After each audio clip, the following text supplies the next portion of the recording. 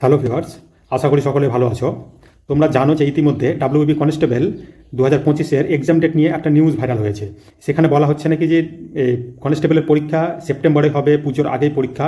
তো চলো এর পেছনে কতটা সত্য নিউজ সেটা আমরা একবার দেখে নিই।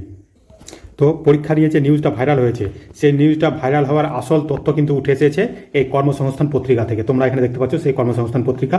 এখানে তোমরা দেখতে পাবে ডেট 24 মে 2025, একদম লেটেস্ট পত্রিকা এবং লেটেস্ট খবর।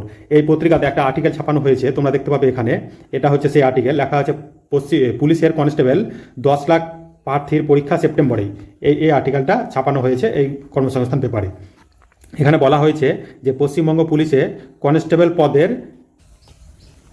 11,749 জন ছেলে নেওয়ার জন্য যে গত বছরে মার্চ এপ্রিল মাসে যে দরখাস্ত নেওয়া হয়েছিল, তার প্রার্থী বাছাই পরীক্ষা হবে সম্ভবত এবছর পুজোর আগেই।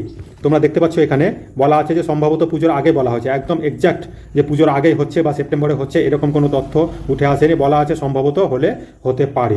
খবর অনুযায়ী বলা আছে পদের, তোমরা যদি টোটাল আবেদনকারীর এখানে সংখ্যা জানতে চাও যে কত ক্যান্ডিডেট এই পুলিশের পরীক্ষায় বসতে চলেছে, 10,03,336 জন এই পরীক্ষায় বসবে। তার মধ্যে 8 লাখের বেশি শুধু পুরুষ, বাকি 2 লাখের কাছাকাছি এখানে মহিলার সংখ্যা আছে। তো এটাই হচ্ছে আসল তথ্য। পরীক্ষা সেপ্টেম্বরে হতে পারে, তোমরা সেইভাবে প্রিপারেশন নিয়ে এগিয়ে চলো। পুজোর আগে বা সেপ্টেম্বরে পরীক্ষা হওয়ার সম্ভাবনা আছে। তো আমাদেরকে সেই সেপ্টেম্বরকে টার্গেট রেখে কিন্তু সেই হিসেবে প্রিপারেশন নিয়ে এগিয়ে যেতে হবে। তো নিউজটা তোমাদের মধ্যে দিয়ে দিলাম। যদি নিউজটা ইনফরমেটিভ মনে হয় তো প্লিজ চ্যানেলটাকে একটা লাইক এবং সাবস্ক্রাইব করে দিও। Thank you for watching.